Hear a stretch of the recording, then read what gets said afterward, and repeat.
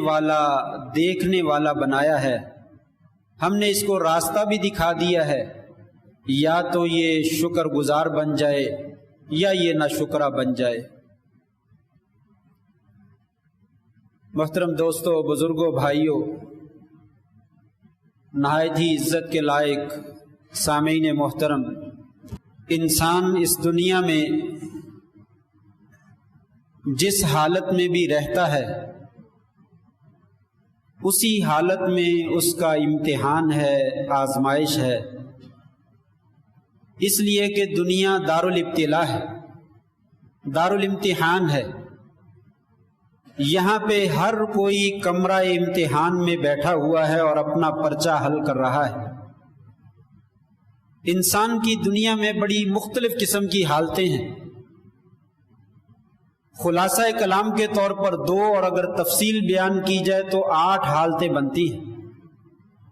یا تو انسان تندرستی اور صحت کی زندگی بسر کرتا ہے، یا پھر انسان بیماری کی حالت میں جو ہے وہ زندگی بسر کرتا ہے۔ 2 قسمیں، تیسری اور چوتھی قسم، یا تو انسان کو دنیا میں مال ملتا ہے یا انسان کو دنیا میں غربت اور فقیری کا سامنا کرنا پڑتا ہے۔ 5ویں اور 6ٹھی قسم، یا تو انسان کو عزت ملتی ہے یا انسان کو ذلت کا سامنا جو ہے وہ کرنا پڑتا ہے۔ 7ویں اور 8ویں قسم، یا تو انسان کے لیے اللہ تبارک و تعالی آسانیاں پیدا کر دیتے ہیں یا حالات کو مشکل اور تنگ کر دیا جاتا ہے۔ یہ 2 ہی قسمیں بنتی ہیں یا 8 ہی قسمیں بنتی ہیں۔ ان میں تمام حالات زندگی کے انسان کے آ جاتے ہیں۔ انسان ان حالات میں کچھ اور سوچتا ہے اور اللہ تبارک و تعالیٰ نے ان حالات میں کچھ اور فیصلہ فرمایا۔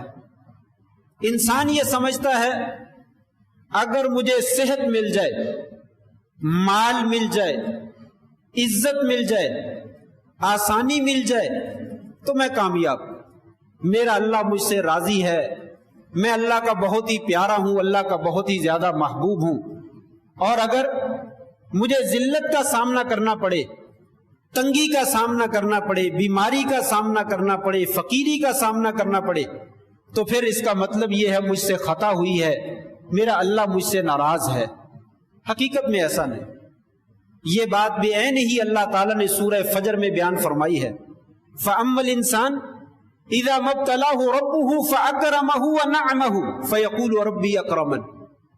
میرا پروردگار جب انسان کو عزت دیتا ہے، نعمت دیتا ہے، مال دیتا ہے، تو انسان کہتا ہے میرے رب نے میری بڑی عزت کی ہے، میرے رب نے میرے اوپر بڑا احسان کیا ہے۔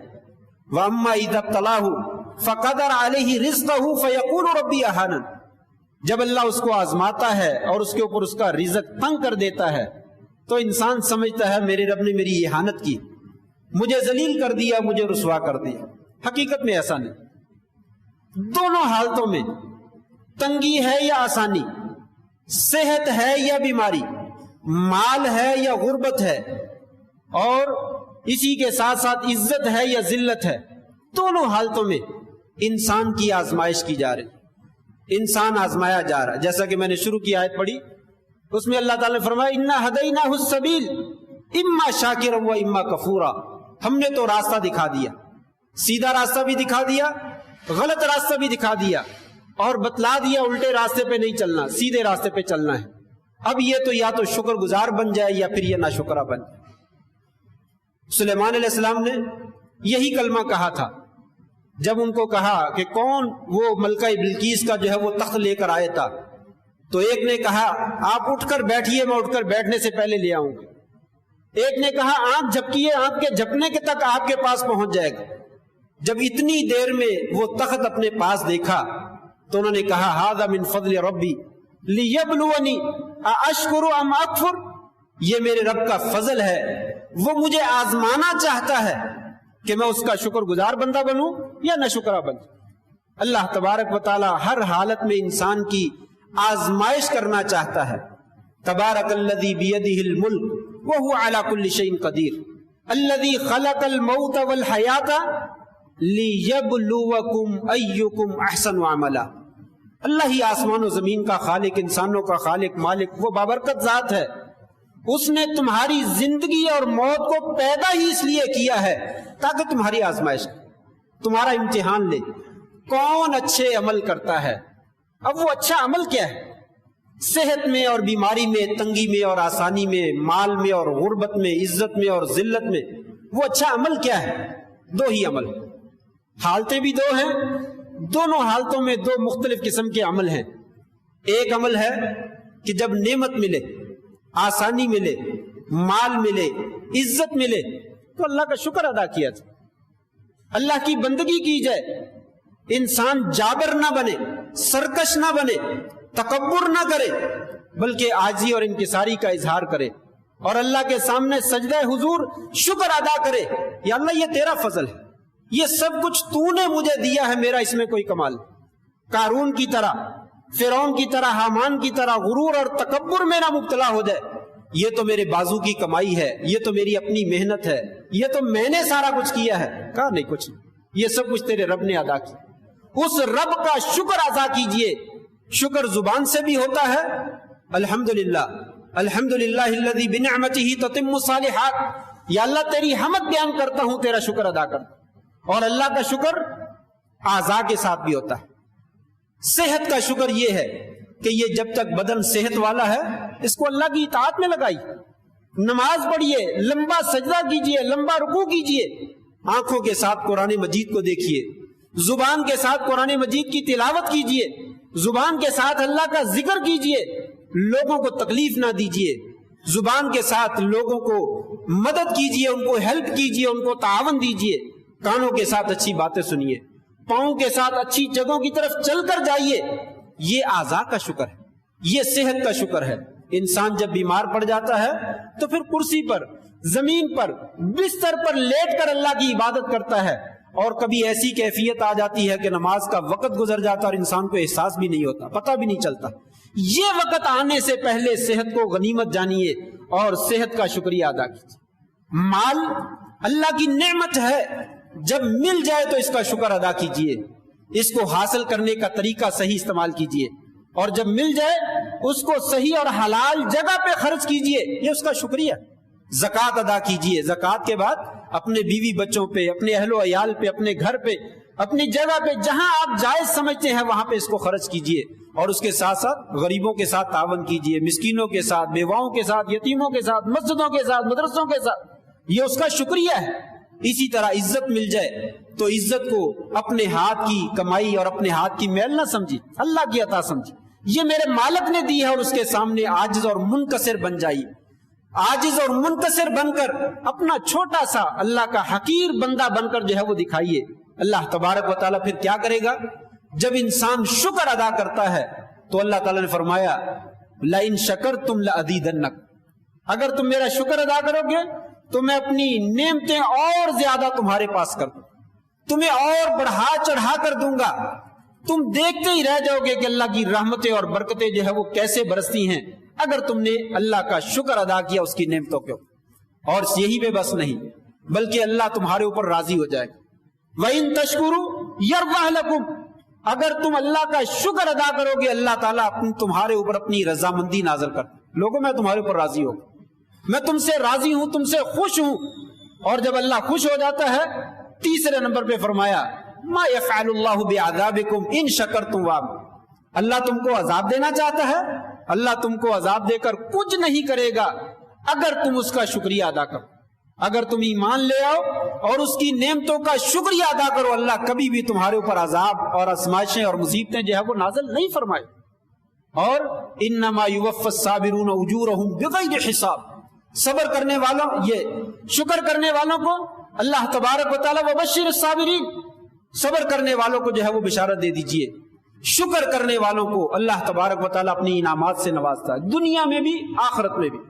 وہ بندہ، اس کا واقعہ آپ نے خوب سن رکھا ہے اور کئی دفعہ سنا ہے کہ ایک بندہ سفر میں جا رہا تھا، آسمان سے ایک بدلی گزری اور اس میں سے آواز آئی اس کے حدیقت فلاں، فلاں بندے کے باغ کو پانی پلا دو۔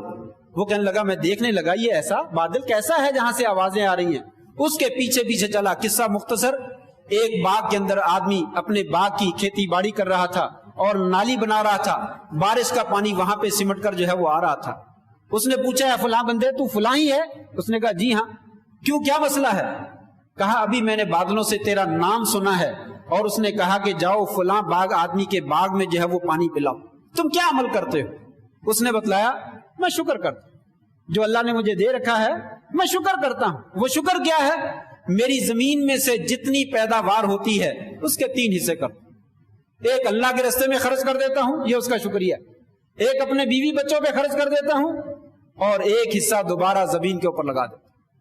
جب انسان اللہ کی نعمتوں کا شکر ادا کرتا ہے تو اللہ تبارک و تعالیٰ آسمان سے بندے کے رزق کے اور بندے کی آسانیوں کے اسباب بنا دیتے. یہ شکر کے فائدے. وقت بہت تھوڑا ہے، میں دوسری طرف بھی آؤں. صبر.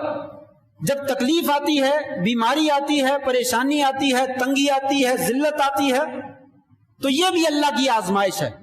اس میں اللہ تبارک و تعالیٰ دیکھنا چاہتے ہیں کہ میرا بندہ صبر کرتا ہے کہ نہیں، جزا فضا کرتا ہے یا صبر کرتا ہے، چیخ و پکار کرتا ہے یا وویلا کرتا ہے. اگر یہ صبر کرتا ہے تو یہ کامیاب ہے، اگر جزا فضا کرتا ہے تو یہ کسی کا کچھ نہیں بگاڑتا، اپنا ہی نقصان. مصیبت میں، پریشانی میں، ٹینشن میں انسان چیخ و پکار کرے گا تو ہارٹ اٹیک ہو جائے گا اور کیا ہوگا، انسان اپنی زندگی سے ہاتھ دھو بیٹھے گا.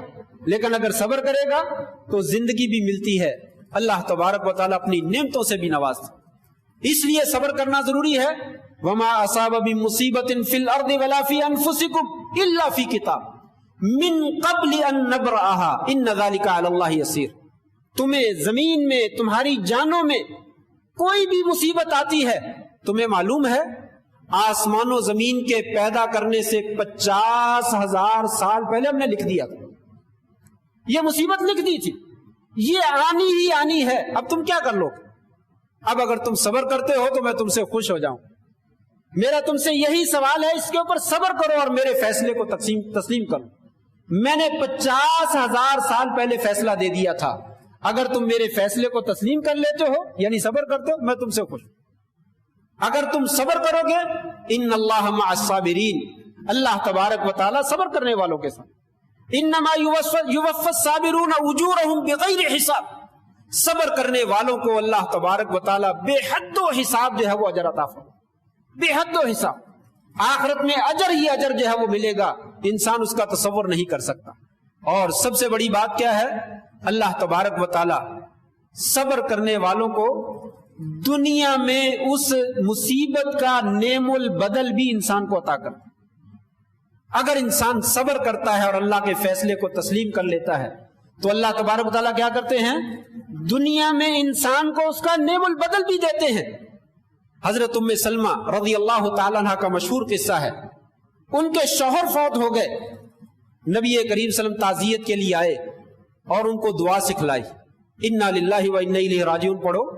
اللہم اجرنی فی مصیبتی واخلف لی خیرا منہا. یا اللہ میری مصیبت میں مجھے اجر عطا فرما، یا اللہ مجھے اس مصیبت کا نعم البدل عطا فرما. یہ دعا سکھلائی. حضرت ام سلمہ کہتی میں نے دل میں کہا میرا شوہر ابو سلمہ نبی کریم صلی اللہ علیہ وسلم کا جلیل و قدر صحابی، سب سے پہلا خاندان جس نے ہجرت کی نبی کریم صلی اللہ علیہ وسلم کی طرف، مکہ سے مدینہ کی طرف آپ کی طرف ہجرت کر کے آئے، ساری زندگی دین میں خرچ کر دی، وہ فوت ہو گئے. اب ان کے بعد ان کا نعم البدل مجھے کہاں سے ملے گا؟ لیکن نبی کریم صلی اللہ علیہ وسلم کا بتایا وظیفہ یاد تھا، میں نے کرنا شروع کر دیا. چند دن گزرے، نبی کریم صلی اللہ علیہ وسلم نے ام سلمہ کو شادی کا پیغام بھیج دیا. ام سلمہ میں تو اس سے شادی کرنا چاہتا. اللہ تبارک و تعالیٰ کے اوپر یقین کیا جائے، صبر کا مظاہرہ کیا جائے اور اللہ سے دعا مانگی جائے. اللہم اجرنی فی مصیبتی واخلف لی خیرا منہا. یا اللہ مجھے میری مصیبت میں اجر عطا فرما اور یا اللہ مجھے اس کا نعم البدل عطا فرما. تو اللہ تبارک و تعالیٰ دنیا میں یقیناً اس کا نعم البدل جو ہے انسان کو عطا فرماتا. دنیا میں نعم البدل بھی ملتا ہے اور زندگی کے اندر کیے ہوئے گناہ سارے کے سارے اللہ تعالیٰ معاف فرماتا. ما یزال البلاء بالمؤمن والمؤمنة فی نفسه وماله وجسده حتى يلقى الله عز وجل وما علیہ من خطیہ او کما قال علیہ الصلوۃ والسلام.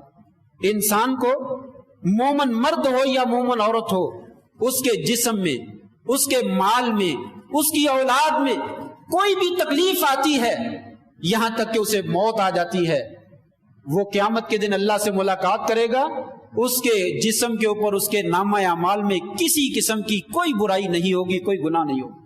اللہ تعالیٰ اس آزمائش کی وجہ سے اس کے تمام گناہوں کو معاف فرما دے گا۔